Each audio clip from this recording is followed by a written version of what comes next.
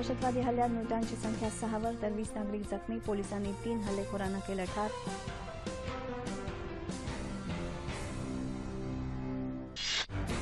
शेतकरी संपाची दिशा ठरवण्यासाठी 8 जून रोजी नाशिक इथं बैठक. खासदार राजू शेट्टी, रघुनाथ पाटील, अशोक ढवळे उपस्थित राहणार. शेतकरी आंदोलनाच्या वेळी साखरेचा ट्रक अडवल्याप्रकरणी 60 जणांविरुद्ध गुन्हा दाखल. 30 जण अटकेत.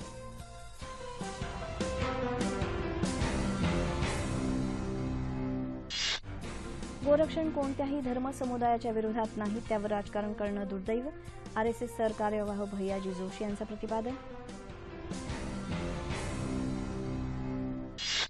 राष्ट्रीय वयोश्री योजनेअंतर्गत दारिद्र्य रेषेखालील ज्येष्ठ नागरिकांना केंद्रीय सामाजिक न्यायमंत्री थावरचंद गेहलोत यांच्या हस्ते जीवनोपयोगी उपकरणांचं वितरण.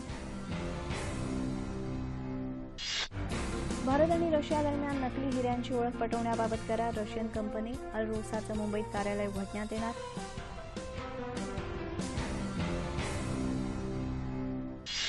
स्टेट बँकेनं 400 कोटींच्या खासगी विकासकांनी विकसित केलेल्या रूफटॉप सौर ऊर्जा प्रकल्पांना दिली मंजुरी. केंद्राच्या 40 मेगावॉट सौर ऊर्जा प्रकल्पाच्या उद्दिष्टपूर्तीच्या दिशेनं प्रयत्न.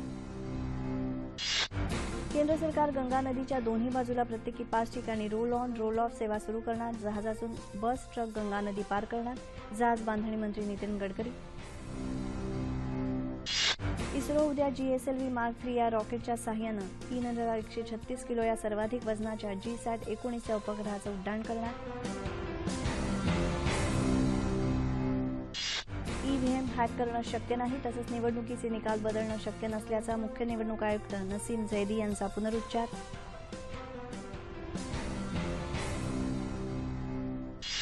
अमेरिकेच्या 4 राज्यांनी राष्ट्रपती डोनाल्ड ट्रम्प यांच्या पॅरिस जलवायू करारापासून वेगळं होण्याच्या निर्णयावर असहमती केली व्यक्त.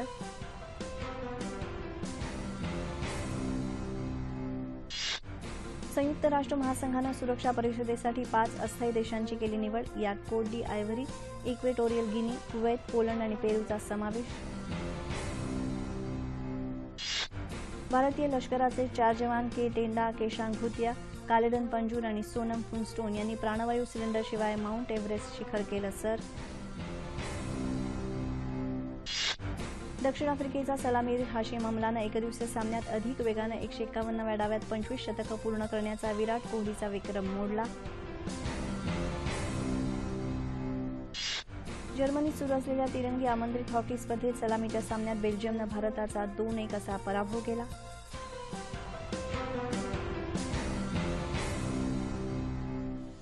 रेल्वेच्या मध्य, पश्चिम आणि हार्बर मार्गावर आज दुपारी 4 पर्यंत मेगा ब्लॉक.